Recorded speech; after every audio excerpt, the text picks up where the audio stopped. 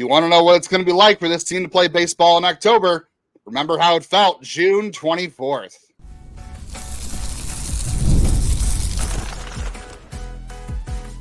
You are Locked On Guardians, your daily podcast on the Cleveland Guardians. Part of the Locked On Podcast Network, your team every day.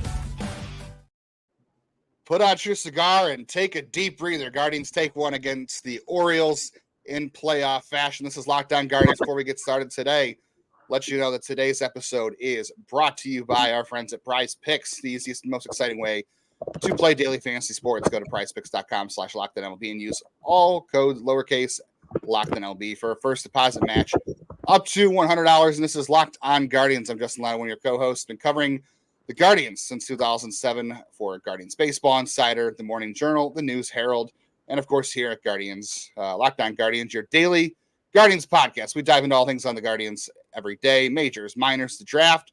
And if you need your daily fix, and who wouldn't after Monday, you've come to the right place. We're happy to have you, whether you're an everydayer or a first-timer. Speaking of first-timers, you know him from a lot of great basketball calls. You've heard him on local radio in Cleveland.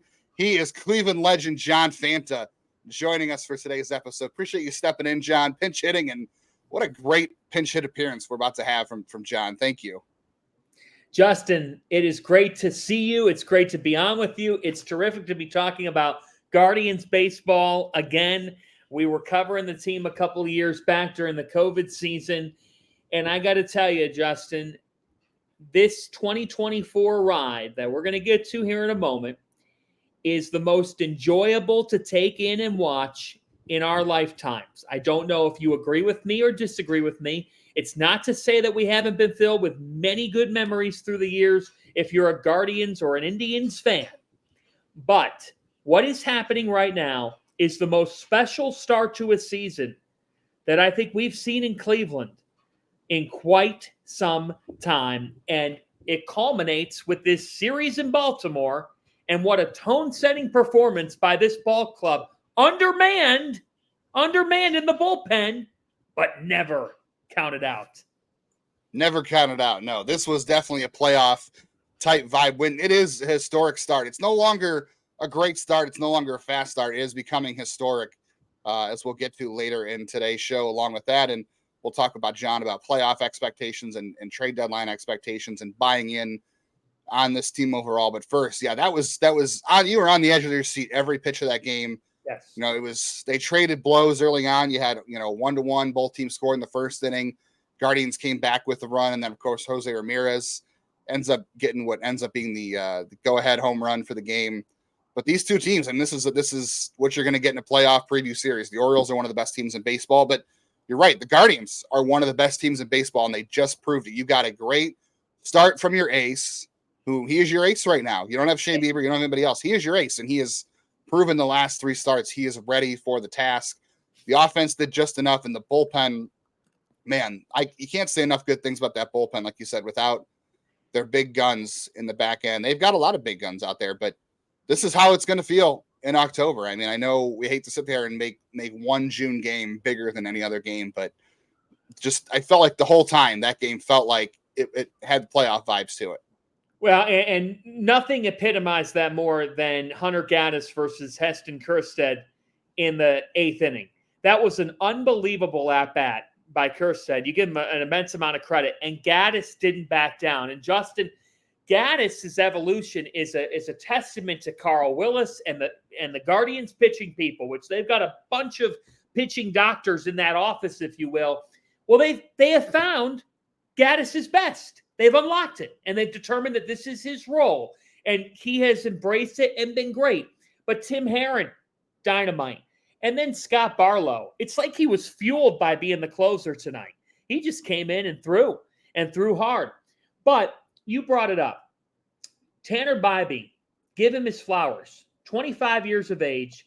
His last three starts against now Seattle, against Cincinnati, and now against Baltimore. You're talking about a combined 30 strikeouts. 30 strikeouts over his last three starts. 37 over his last four. So he's had 7 or more Ks in his last 5 starts for this ball club. And tonight, 6 innings, only 1 earned. against that Orioles lineup, which they've got some power in the middle. They've got a couple of big bats. There's no question about it. And Bibee made it look easy. And you knew it was probably going to set up for that tonight. But it's another thing to go out there and do it. And I thought that Cade threw the ball well and had a pretty good outing. But Jose Ramirez capitalized on any mistakes. Justin, late in the game, I felt like I was watching the 2016 bullpen. That's what it felt like. The execution of pitches. And we talk about this all the time over the years. You don't want to get too much into hyperbole. You don't. And had they lost 3-2 tonight, we'd be talking about how you can't read too much into results.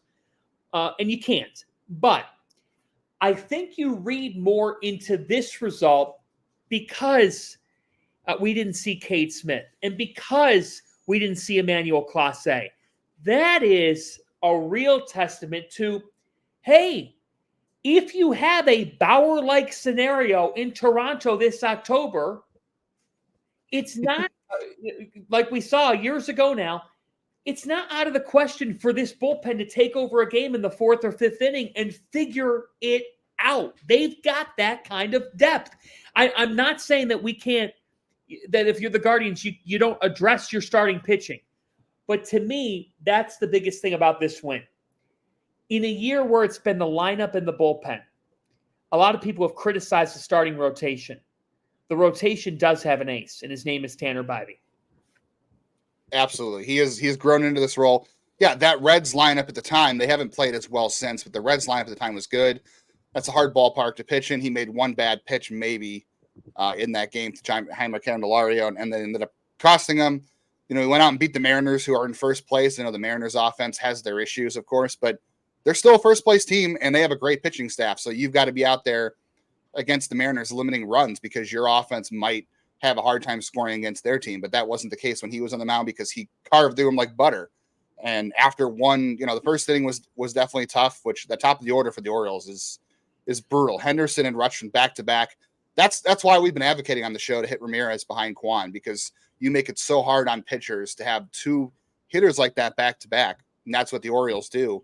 So to get to the top of the order is really hard. So after that first inning, he settled in, and the Orioles didn't really have much of an answer for her after that. I know they had the tying run in the 3rd inning, but what did he retire? 7 of the final 10 or 11, I think it was. I mean, he ended this outing on a good note. He is getting stronger later in outings, which is the key for him. I think early in the year, all the starters, not just Bibee, all the starters were having a hard time getting deep into the game. We talked about it all through April and May, saying, that it's been 30 games since the pitcher went 7 innings. And he didn't go 7 tonight, but he went 6. And he's starting to see that maturation process where later in the outings, he is getting better. And they needed it tonight from him, one, for the bullpen, because if he doesn't go 6, you didn't have Clase, you didn't have Smith. They were only going to use Henches for maybe Gunnar Henderson at the end of that game. So most of your bullpen was down. You had 3, maybe 4 guys. You had Curry, and then you hope you didn't have to use him or Avila. But they needed all 6 innings out of Bibee, he gave them. Yeah, and to win this series, I mean, let's call it what it is. You go into the rest of this series, you got Logan Allen, who's been a mixed bag. All right. Might have a nice record at 8-3, but the ERA is over 5. And then you have Carlos Carrasco, and I don't feel great about that at Camden Yards, if I'm going to be candidly honest. So the thing is, if you're going to win this series, you had to win this game. You don't want to have to be stuck with those 2 starters. I think that all 3 of these games could end up being very similar. I think we could see a 6-5 game, a 5-3 game, 7-5 game. I don't think there's a whole lot of separation between these 2 teams. I think we saw that tonight with how they played. The other thing, Justin, I was thinking about this. I don't know if you were at all, but what's great about this win too is the way that Sunday went. It's a getaway day. The game went long. You had a rain delay. It was a taxing game. That ended up being a really taxing game that felt like it wasn't going to end. Even in the 9th, Clase was struggling a little bit. Credit to the Blue Jays for fighting. But I think that's the other thing. They got on a plane. They went to Baltimore. Baltimore's poised for a big series. They know what's on the line. And you went into their ballpark. I expected more people to be at Camden. It was a little bit surprising to see the crowd wasn't larger, but it is a Monday night. And they're just resilient. Nothing phases this ball club. Like nothing gets to them. That's one of my favorite traits about them. They score a run early, they get out to a lead, they give one right back, and they just punch right back. And they seem to, like Bibee, they seem to relish late in games too, when they need to make something happen. And they figure it out. Like tonight, they only accounted for 3 runs, but they still put together some really good at-bats along the way and still had 8 hits in this game. It's not like they had 3 runs on 2 or 3 hits. They had 3 runs on 8 hits. But, Justin, what we have to continue to acknowledge is this. Jose Ramirez is an MVP front-running candidate, and sometimes you need your best guys to just step up to the plate and be the difference. And with one swing of the bat, he was tonight. He was. And you made a good point, too, earlier about not putting too much stock in the series, because we'll be saying the opposite if they had lost. And we'll talk about that in a little bit. I also want to talk a little bit more about Gaddis. You talked about his appearance against Kjerstad. I also want to talk a little bit about Scott Barlow as well, because that was a heck of a performance for him. And we're going to get into more of that on the other side here on Locked On Guardians.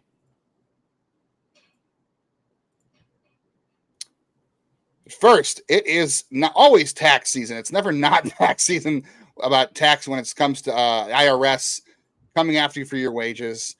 Here at Locked On Guardians, we pride ourselves on getting you the latest news for your team, whether it's the offseason, the draft, and spring training. And again, tax season is year-round. Just because the season is over doesn't mean they will stop coming after you for unfiled taxes. As 1099 workers, we know how complicated tax measures can be. I work out of state, so I have to file a lot of goofy taxes as well. Don't let the IRS target you. I'm not going to let them target me. I'm going to let the licensed professionals at tax experts at Tax USA go to bat for me and for you. Over 14 years of experience and an A+ rating by the Better Business Bureau, Tax Network USA has saved their clients over $1 billion in tax debt. So whether you owe taxes, have complicated matters that require tax planning like I do, or you finally hit that parlay of the season, need help filing correctly, hopefully you do. Call 1-800-549-1000 or visit taxnetworkusa.com/lockedon and see the link in this episode description below. And of course, if you need some parts in the skilled trades, whether that is HVAC, plumbing, or electrical, get supplies from the site that's made for skilled traders, supplyhouse.com, the reliable way to order plumbing, HVAC, electrical products online. They have an easy-to-use website that is packed with helpful resources and the latest product info to help get the job done right. Shop a complete inventory of over 200,000 parts from over 400 brands. Get your order delivered to your door. Fast shipping from coast to coast. If you need help with an order, you can get expert support and industry-leading service from the friendliest folks in the business. And you talk to a real person every time you call. Pros in the skilled trades can get a competitive edge by joining supplyhouse.com's free Trade Master program. Every Trade Master gets access to their own dedicated phone line, free shipping, and discounts on every order. Join the thousands of trade pros already benefiting from their membership at supplyhouse.com/TM. Order plumbing, HVAC, and electrical supplies from anywhere with just a few clicks at supplyhouse.com. Also want to let you know very quickly about the Locked On Sports Today feed. Check it all out with local hosts, with local opinions. They know your team best. Go to Locked On Sports Today for can't miss analysis, streaming 24/7 on YouTube, the free Amazon Fire TV channels app, part of the Locked On Podcast Network, covering your team every day. And we are back covering the Guardians. John, you made a good point before the break, talking about, if we had lost this game, you'd say, well, let's not read too much into that. And I was prepared to come on here and say that, like, well, if they lost this game, let's not get too down. Because a week ago, coming into early in the week when they faced the Mariners, they came off a weekend against the Blue Jays that wasn't so pretty. They lost that first game of the Mariners series. And there were some fans who were starting to get a little restless. They were panicking a little bit, saying this tough stretch coming up against the Blue Jays, who are fighting for their jobs. They're fighting for their lives in Toronto. And then you got Baltimore, who's a great team. And you had Seattle coming in too. That you played a really good series against those two teams in a good game tonight. So yes, we don't want to get too down if they lose a game. It's not the end of the world if they would have lost this game because they had won 5 in a row coming in. But you're absolutely right. The way they won, I think, is the reason you feel so good about it. It's not just because they won, because you can win any game in June and feel good about yourself, right? But it is the way they won. But also, you don't want to get too overamped about this. But at the same time, I think it's fair to be excited just because of the atmosphere it created. Yeah, I think that. So last week was texting with some buddies in a group. We've all got that group chat of baseball fans. People that tune in this podcast surely do. And one of my buddies texted and said, I'm really getting concerned about McKenzie, and I'm getting concerned about the rotation. And he starts to just go down. He spirals, and it's the Guardian spiral that I like to say is very specific to the Guardians. There are two other teams in Cleveland that don't get the same spiral when things start to go wrong. But for the Guardians, if things start to go wrong, again, baseball, you can't overreact.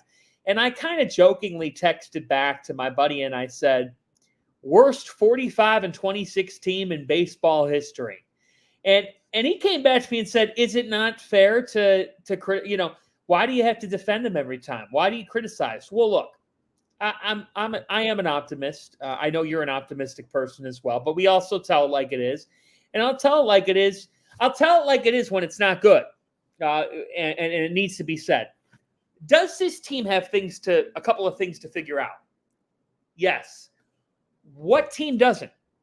There's a laundry list. That might actually hurt Cleveland because it could hurt the trade deadline because there's so many teams in the equation. See the NL wildcard race, and you will just see a whole lineage of teams that then would look bad if they start to go for valuable trades. They would look bad to their fans. Some of those organizations do have money, but it probably would be in their best interest to do some selling. I don't know if they're going to do that. They don't want to send mixed messaging. And Rob Manfred gets his wish of filling ballparks later in the year because there's more meaningful games. Now, I'm all for drama, but it does feel like the wild card races are diluted a bit. It just feels like a bit of a problem in the sport because it's going to hurt the deadline. And then people could get mad at this team for not fully addressing things when there might not be deals that make a whole lot of sense. Now, you just said it. It's not a good start. It's not a great start. It's a historic start. And that makes you say, at what point in the midst of a historic start do you go for it? And that's what these next couple of weeks, like a lot of people are like, yeah, this is make or break. Well, no, it's not. It's not make or break. They're 50-26. I mean, I hope this doesn't happen, Justin. But if they lost 10 in a row, they'd still be 14 games over. Like, in other words, it's not make or break. It's not. It's day by day. You take it all in stride. But what I'm watching, what you're watching right now says they can win it all. And, that I think you're going to get to it here, but Zach Meisel, he posted it post-game here. I know you've got the note of where this start ranks in team history. Yeah, this is the fifth fastest they've ever reached 50 wins. So, yeah, Zach tweeted it. 1995, 71 games they won their first 50. Pretty good season. I know they didn't win it all. We know they didn't win it all at the end of any of these years, but they were pretty darn good years. 1954, 72 games. Again, the season didn't end the way you wanted, but it was a darn good season. 1920, 75 games. They were 50-25. That season ended the way you wanted it to. 1999, we won't talk about the playoffs that year, but they reached also 50 wins in 75 games. And then this year, 76 games, they've won 50. And he even had a tweet after that saying the 1948 team needed 80 games to get to 50 wins. So you're outpacing the 1948 team, the last team to win a World Series in this town. And again, that doesn't mean anything in terms of this year, but it's no longer a fast start. All year we kept talking about, this is a good start. It's a good start. We're 76 games in. It's not a start anymore. It's not. It's the season. This team has proven enough. They have staying power. I just said yesterday, I said, Josh Naylor, I know, took an O for tonight with the golden sombrero, but he's had a hot June so far. He had a horrible May. Jose Ramirez was not as good in April as we expected. He hit the big home run tonight. Stephen Kwan has been ridiculous all season long. Andres Jimenez had a great April, has been slumping kind of since. David Fry had a great May. Every month, there's somebody different who has been able to step up. Will Brennan was hot last week. Like every game, every month, this team has had a different guy stepping up. And I know some people might look at the offense and say, well, they need another piece. And they probably do need another offensive piece somewhere. But you've got guys you can cut. Daniel Schneemann. Look what Daniel Schneemann has done. 950. Got different guys. Yeah. I said yesterday, I said I was wrong about him. Well, and I love what you said there. here's the other thing that people might not be considering. Andrés Giménez has a 659 OPS. I know there's so much more beyond batting average. He's at 252. And he's had his fair share of struggles this season, Justin. And he's just one case here. You do wonder, when you're 50-26, what that could mean as we get deeper into the season in terms of resetting approach, trying some different things. Not that you're trying to upset the apple cart. And I know there's a counter argument to this, and I'd love to hear it of like, well, if they're 50-26, they are what they are. That's a great thing. It's a great thing. But I guess what I'm saying is, I wonder when you have this type of cushion, what it could mean in September for a guy who might be struggling, that you could say, you know what, we're going to give you a day. Come on into the clubhouse. We don't need you today. We're on our way to an American League Central title. Yeah, we're in the fight for a 1 seed, but we're in that. But like, we're going to work with you on figuring this out. When you've built this type of cushion and lead, you're going to be able to, if you need to figure some stuff out internally in your clubhouse. Not that you want to change everything, but yeah, like, I think when people are saying they got to get more, there's got to be another lineup piece. Like, yeah, but it's not as glaring of an issue as the starting rotation. Gavin Williams will be like a midseason trade. But I am in the class of, I'd still like to make sure I'm shored up rotation-wise rather than have to do some sweeping change to the offense, because the offense is one of the best in baseball and features two of the best hitters in the sport in Ramirez and Kwan. You're not wrong. I'll tell you why I think a lineup, a bat, makes a little more sense than a pitcher. I think they have to add a pitcher, but I'll tell you why a bat makes a little more sense, will be more impactful. I'll tell you that why in just a second on the rest of today's Locked On Guardians. Daily fantasy. If that is your thing, PrizePicks is your game. It is the #1 daily fantasy sports app with over 5 million active users. And you can now win up to 100 times your money on PrizePicks with as little as 4 correct picks and just turn $10 into $1,000. Jeff always talks about it like this. You've got other things you're doing, other guys who are betting out there, and they've run in the numbers. They're doing research. They've got algorithms. They've got spreadsheets. They know all the odds on this stuff. So it's really difficult to win in those settings. PrizePicks is just you versus the numbers. You go out there, you look at a matchup that night, and you think, look at this game score. Look at this batter score. Can I do more? Can I win money going more or less? Let's look at tomorrow's game against the Orioles. It is Logan Allen versus another lefty in Cole Irvin. Logan Allen has been up and down this year. That is a good Baltimore offense. I hate to say it, but I am picking some good batter scores, some good game scores from guys like Gunnar Henderson and Adley Rutschman, maybe one of the right-handers, Ryan Mountcastle. I am picking over on those if I want to make money. I'm going to be honest with you. But David Fry is going to be in the lineup again. He had a double on Monday night. It's a lefty for the Orioles. Expect him to be in there. Expect him to do good things against lefties. You can never go wrong with Jose Ramirez. It's going to be an interesting game. So if any of this sounds good to you, download the PrizePicks app today and use code LOCKEDONMLB for a first deposit match up to $100. That's code LOCKEDONMLB on PrizePicks for a deposit match up to $100. And with PrizePicks, you know it is pick more, pick less. It is that easy. Also easy to find the hometown call of the Guardians broadcast on your SiriusXM app. You know you want to hear Tom Hamilton call the rest of this series against Baltimore. Just search Guardians on the XM app. All right, John. Here's why I think a bat makes a little more sense. And I'll even say a reliever. They need to trade for a starter, but I think I told you this on Twitter the other day. No matter who you trade for in the rotation, let's be honest, they're not going to be better than Gavin Williams. You're not going to go out there and find a pitcher better than him on the market. Hopefully he comes back and he is just fine. For those who don't know, he's making another rehab start this week for Columbus. So Cleveland is kicking the can down the road another week, which makes sense. They're going to be safe. They're going to build him up because I think I said before, being patient with him makes the most sense because you need him for the second half of the season. You've got to get the best you can out of Gavin Williams for this rotation's sake. But it gives you another week on McKenzie and Carrasco and decide, okay, if Williams comes back, which one of these guys are we replacing? Because they both right now don't inspire a lot of confidence, even though Carrasco was great against the Blue Jays last Friday. But you're gonna unleash this bullpen. You said it, John. This bullpen is going to come in, and it is going to determine your wins and losses in the postseason. Maybe outside of Bibee starts, right? You think you get the most out of him. So to me, you don't want any of your starters going more than 5 in the playoffs. You don't want more than 3 times to the lineup or 2 times to the lineup for Bibee, for Lively, for whoever, that third Williams. You want to bring in that bullpen as soon as you can and shut the door because it's your best unit. So I think if you're not going to really leverage a starter that heavily, I think a bat makes more of an impact. Give your bullpen a lead to protect, and I would still go out and even add another reliever, to be honest with you. Nick Sandlin's on the IL. Don't know how long that's going to last.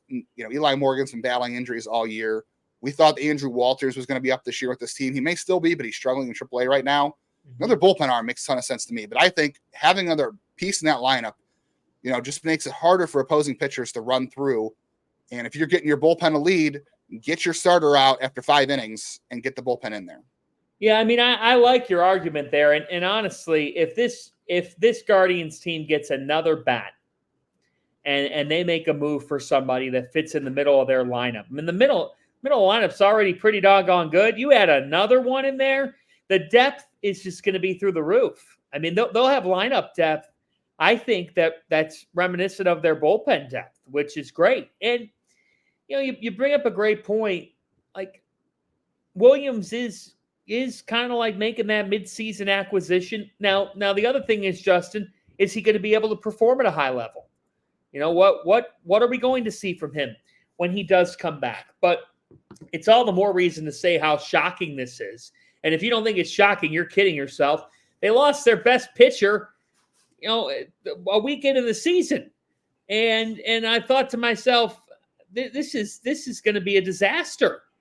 And so the fact that they didn't have Williams up until this point, and that Shane Bieber goes down as early as he goes down, like, you got to look at what they're doing here, and it just reinforces the fact that if they don't go and get a starting pitcher, I get it.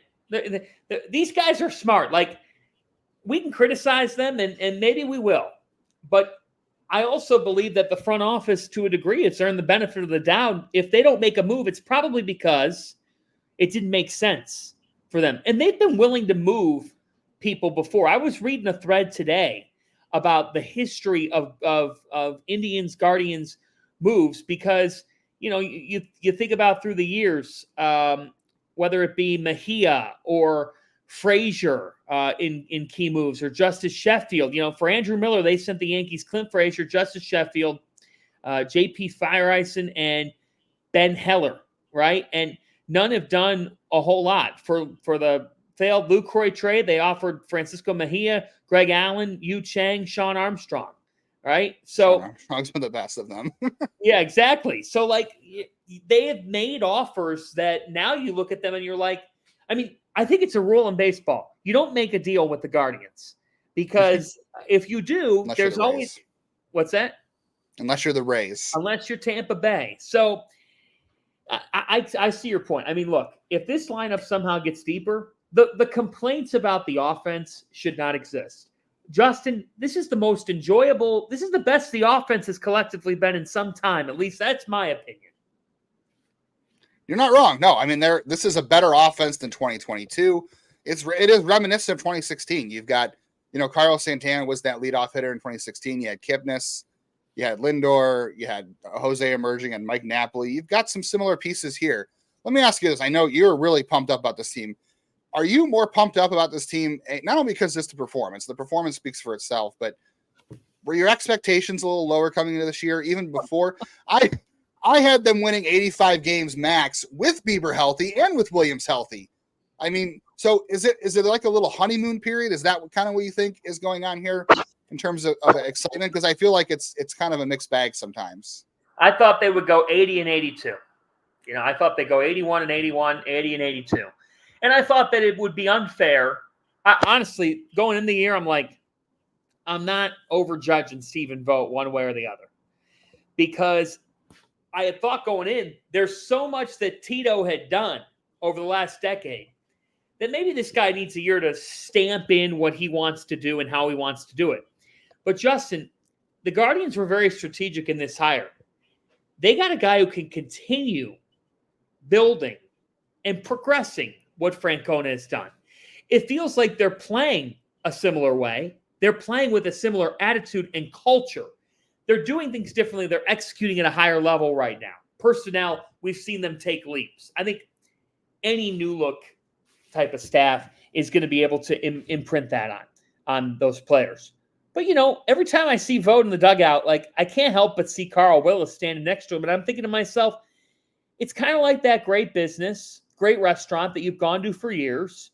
And, the owner of the business, he turned 70 and he said, I got to hang it up. Like, I want to go play golf now. I want to go take a nap.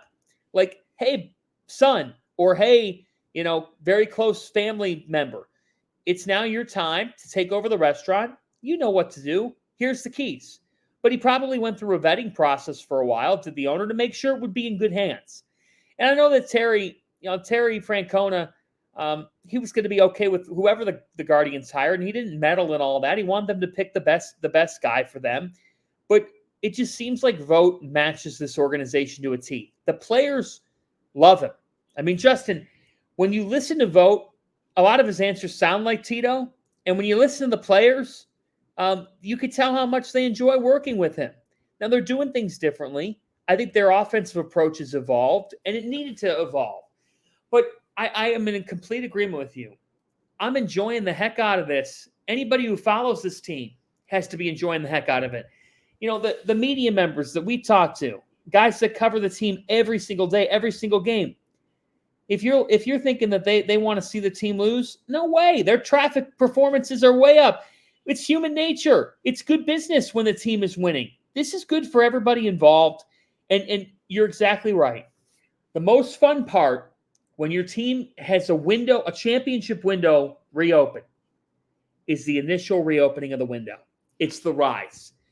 2017 was a blast. The winning streak was fun, right? The winning streak was wild. 2016 was still bigger, not just because they made the World Series. It's because you could feel it. You could feel the fever rising.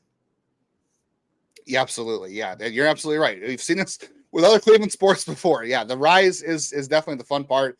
This team is on the rise. They proved they can go out. And I didn't even get to mention Scott Barlow, by the way.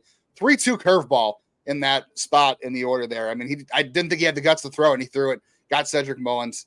This team is a lot of fun. You're absolutely right. Every day is fun. Even if they don't win the series, still a fun series. The bullpen's all back tomorrow. Stephen Vogt got his guys rested. They got through it. I know the Darren McKagan thing the other day wasn't super fun to watch. I know people were upset about that. Clearly, the bullpen needed a breather. And tonight it was just Gaddis and it was just Barlow and Herrin. They got through it. Everyone's available tomorrow. So if Logan Allen has a tough night, you can unleash the bullpen early. I don't know if he wants to win this series that badly, but I mean, I think it's a good testament for this team. And like you said, no matter outcome, they are proving themselves. They are proving to themselves they can do this in a tough series. John, thank you for stepping in tonight. You hit a grand slam with the pinch hit appearances. I knew you would. Check out John on basketball broadcasts everywhere, all kinds of college basketball coverage. Does a great job, and you can hear him talking about college basketball and Cleveland sports on local sports radio. Just a joy to talk Guardians baseball with all the time. Always such energy, and a pleasure to have you on, John. A blast to be with you again, JL_baseball. Justin, a pleasure. Happy to pinch hit anytime, and thanks for having me. How about this season? And it's only just begun. The ride is the best part. Relish in it, folks. Go, Guardians, go. We'll be back tomorrow with more Orioles coverage from the Guardians game, and as well as some prospect news and some stuff from the draft as well. Go, Guardians, go. Thank you for tuning in. We're back tomorrow.